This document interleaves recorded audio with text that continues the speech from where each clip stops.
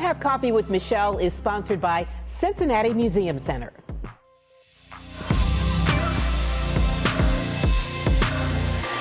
It is the final Come Have Coffee of the year, and it's a refill with a remarkable woman who is simply refusing to let her disability hold her down. Stephanie Jones is a shining example of someone who is not only beating the odds, she's also showing us all what it means to make the most out of life, no matter what. To look at Stephanie Jones, to talk to her, even watching Stephanie in action, it's hard to see that she has a disability. I put on goggles to get a better idea of what it's like with her visual impairment. This is Stephanie's world. I have no sight at all in my left eye. In the right eye, I'm damaged to a point where I can tell shapes. That doesn't mean that I have any sense of color with those. Things are either dark or light. The shapes aren't well defined, they're fuzzy. I was 29 when I lost my sight, and there was no pre-warning, no indication that this was going to happen. I was 29, I was a mother of two and had just had a newborn baby, so she was 8 weeks old when this happened. You know, it's a journey. Yeah. In the beginning, it was tough. No one knew what to do with me.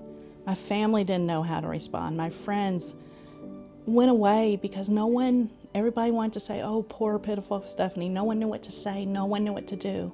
My doctors didn't even know what to do, where to send me.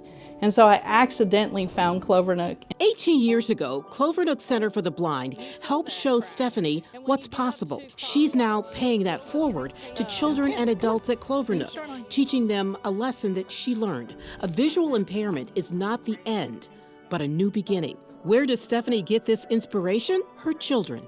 I wanted them to know that people with disabilities were just people. I just do things a little bit differently, but it didn't mean that I couldn't be a great mom. It doesn't mean that I can't work. It doesn't mean that I can't be included. A big tennis player before she lost her sight, Stephanie has even found a way to play the sport she loves. It's called blind tennis. There's the ball and it has a rattle in it. I can hear it. I can tell where it is on the court. A shorter racket allows for more control. This way, Stephanie can play tennis just like anyone else. And how about this? But then I got a phone call that asked me to be part of a team that got to go to the US Open at Flushing Meadows, so one of the 4 major Grand Slams for tennis. Sighted, I didn't get to go to the Grand Slam. Blind, I've got to walk out on the biggest stage in tennis and be able to not only stand there, but walk out onto a court and serve. Walk out on the court and return balls. What's that like for you?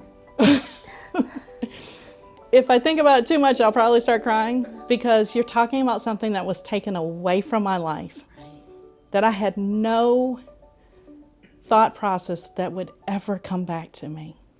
And now it's back. When you got the diagnosis, you could have sat down and you could have felt sorry for yourself, and you could have said, I'm not doing anything else. I can't do anything else, but you didn't. What is it inside you that made you rise up and maybe do even better than you would have? I had this moment where I asked, why?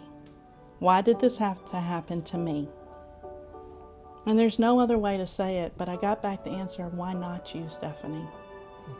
Because my faith is a large part of my journey. My children are a great inspiration for me. So the thing that has supposed to be the thing to put me in the corner, the thing that has supposed to break me down, nobody put Stephanie in a corner, and I'm not going to allow myself to be put there either. So my blindness, this diagnosis, this life, it's my greatest strength. And where someone can look at it as my greatest trouble, but for me, it's the fire.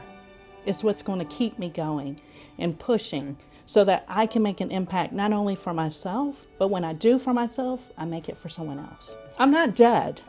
I got a medical diagnosis. So I'm choosing to live, and I'm going to live boldly with my blindness and visual impairment. And you definitely are.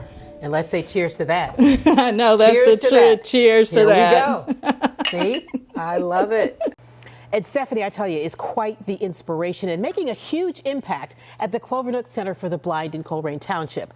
The lesson here is that with hope and a strong will, anything is possible. And in Stephanie's case, it just might be better than ever. Coming up next time on Come Have Coffee, we are kicking off the new year with a look ahead to 2025. I'm sitting down with Elizabeth Pierce, the president and CEO of the Cincinnati Museum Center, for what's coming to one of our favorite places in the Queen City in the new year, and it is a lot. We'll chop it up with EP in the studio next time on Come Have Coffee with Michelle.